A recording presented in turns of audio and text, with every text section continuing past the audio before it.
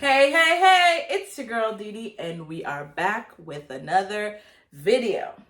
As I mentioned yesterday in the previous video, if you haven't seen it, pause so you can know why I'm so happy in the previous video. Then you can come over here and catch up and continue, And if you haven't watched any of our videos, or this is your first video, thank you so much for watching. We welcome you to the That's Just TMI family. Don't forget to like, share, comment, and subscribe. Click the bell so you're notified when we drop a new video. So, as I mentioned in the previous video, I wanted to talk to you guys about my addiction. Now, they say the first step is to identify that you have a problem. And sometimes you're unable to see the problem you have as it looks you directly in your face. And someone else in your life just so happens to point out something that you may just think is normal and it's okay and everyone else does it, so why shouldn't I do the same thing, right? I feel like we've all been there. We've encountered this at some point or another. Or there are times when you just feel like this isn't necessarily an addiction. It's a hobby. It's just something I like to do, but it's not taking over so much of your time. Or so you thought. In the iPhone, so our iPhones, it has this option where it can show you how much screen time you spend. So it tells you how much time you use a specific app. And it just goes through and pretty much embarrasses you. Because it really shows you what you're really doing on your phone. Even if you think you're being so super productive. Now, I've mentioned in a couple videos, one of which I'll post right here and another one here. Both of them will be here. But I do not like shopping in the stores. I really don't. I don't necessarily enjoy walking through the mall. And don't get me wrong, it's a great experience because I worked at the mall. I've worked at two different malls. I worked at Yorkdale, for those of you who are in Canada and the GTA, you know where Yorkdale is, and at H&M. And I worked at Oshawa Town Center. I worked at the Bay. So I've worked in the retail industry and I love customer service. Dare I say, I have a passion for interacting with people and selling them on a particular item or styling them a certain way. That was fun. But I just hate the crowds. I hate people pushing or having to search for someone to help me find an item and no one's on the floor. I dislike just the heavy traffic in the mall and I get a headache. I actually get a headache. I think I have now associated the mall with a headache. Every time I go there, I get a headache. So I started, and especially with COVID, I started shopping online. Fine, cool. It was the only way I could get clothes at that time because the stores were closed. Fast forward to now when the stores are open. I can't come off these apps, guys. I am sitting here and I'm going through Shein, I'm going through Fashion Nova, I'm going through Boohoo, I'm going through Pretty Little Things, I'm going through Amazon, you name the app, ASOS, I'm on it. I am on it and I'm searching stuff, I'm price matching, I'm reading the details about it. So what material, how much percent polyester versus elastane, which one have cotton, which one has this, that, and I'm being thorough. And it's fine, like something, put it in my cart, like something here, put it in my cart, put it in my cart, put it in my cart, put it in my cart. And then whenever I guess I'm like, let me treat myself. I'll cash it out. The items will show up. I'll try it on. It's either a yay or a nay. And we start the process all over again. Now, don't get me wrong. Nothing is wrong with spoiling yourself, buying something for yourself, treating yourself. You see an outfit, you like it, you want it, you get it. The addiction part comes in when you realize that you can't even focus on the things you're meant to be focusing on, but you're focusing on online shopping. Now, again, I've always said this platform is going to be real. We're going to talk about some real life problems as it pertains to me or my friends or close family, as long as they'll allow me to share it on this platform. But I realized that even, I'm going to say my homework and not so much anything else, but when I was meant to be doing my homework, when I was procrastinating, it wasn't because I was procrastinating just to sit back and watch a show, which I have done, but my procrastinating would be me closing the web browser with my school information and then going over to another web browser as if me shopping on these websites was going to get me the better job that I wanted, which would then get me all the other things that I have on my list of things that I want. And we know good well that by shopping, I'm losing money. I'm not making money unless I were to be, what are those things called?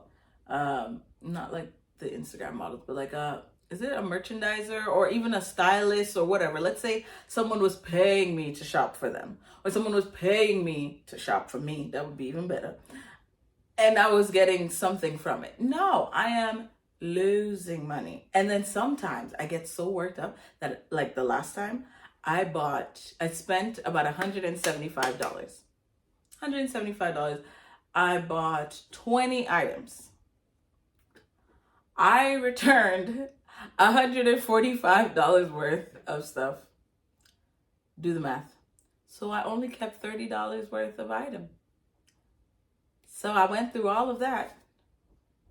And I think that was my point. It was that coupled with Akeem saying, yeah, we have too many packages coming here. And I was like, no, we don't. We get one like once a month, like once every 2 weeks.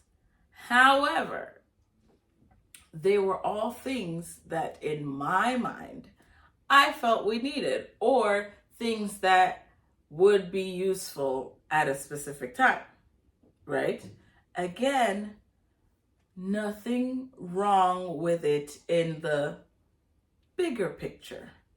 However, I think something that I'm learning through schooling as well is that our addictions can lead to bigger problems, right? So things always start off small. So I'm not saying because I'm addicted to shopping, then I'm gonna be addicted to like whatever your mind can imagine. However, I'm saying me being addicted to shopping and not being can cause me to be misusing funds, our finances, which could then cause me to maybe miss a bill, which could then cause, further problems. So there's this within the CBT, so cognitive behavioral therapy, we are told that we should use imagination as one of the distractions. So it allows our clients to be able to identify, hey, what could possibly happen if, or what's the worst case scenario, and how can I ensure that I don't get to that worst case scenario? What do I need to be doing to combat that type of thing? So my tip that you guys can also take upon yourselves.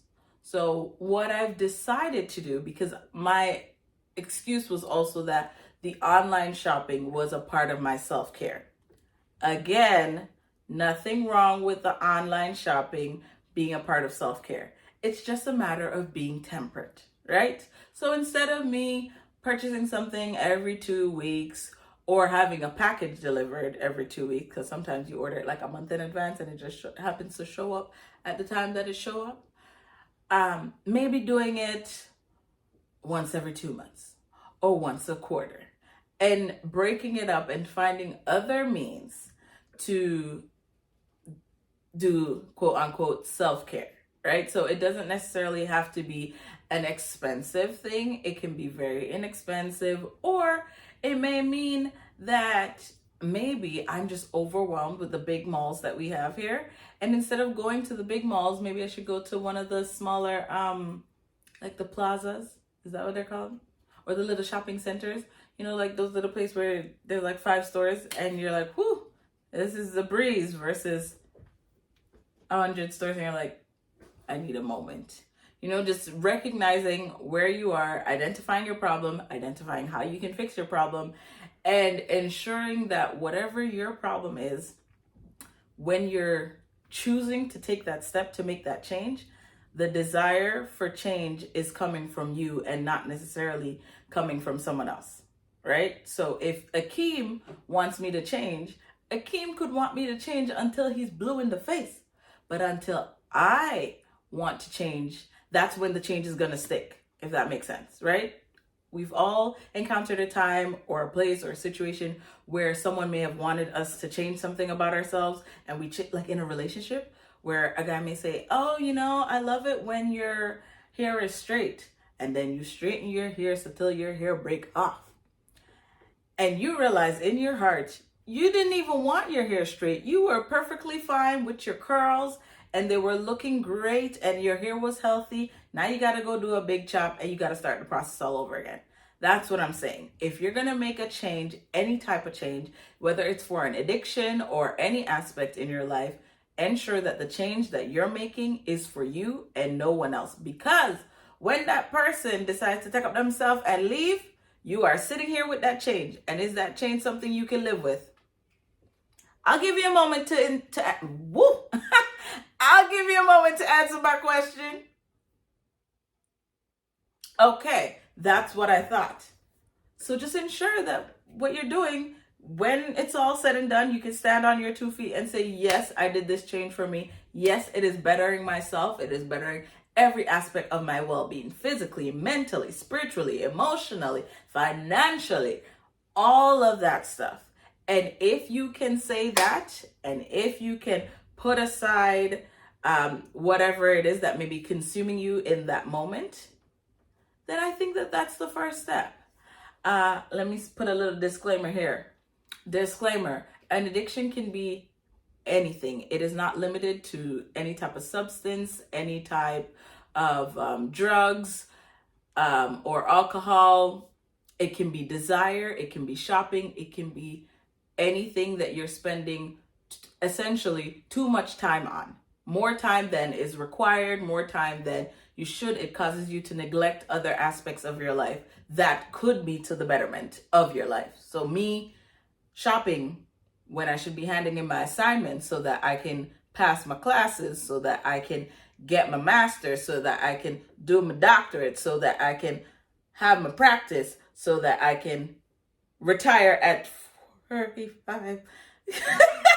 Those are my goals. Shopping ain't gonna get me to this goal over here. You see where shopping is? Some of you guys need visual aids, so this is the visual aid. It's not leveled. The math is a mathing and it's not making any sense. So my word for you on today, be the change you want to see. And if you have an iPhone, I don't know if Androids do it, and your iPhone tells you that you're doing too much on an app that you know that you're not supposed to be doing too much on, or if a partner or a family member or friend identifies something, my advice to you, just take a moment. Don't take it to heart initially. Just take a moment and say, you think so? Take a step back. See if it makes sense. And if it makes sense, see how best you can work through that to better yourself, right? Because these people who are talking to you obviously talk to you because they care, I think. I would like to hope that they care. And that's why they're talking to you about this. Well, that's all we have for my addiction video. May not have been what you thought, may be exactly what you expected. Either way, we've got more videos to come throughout 2022. Yay! We are so excited. Just a reminder, don't forget to like, share, comment, and subscribe. And thank you so much for watching That's Just TMI, where we are thought-provoking, motivational, inspirational. Till next time, bye! Hey TMI family, thanks for watching another great episode here at That's Just TMI. Don't forget to follow us on social media, on Instagram and Facebook.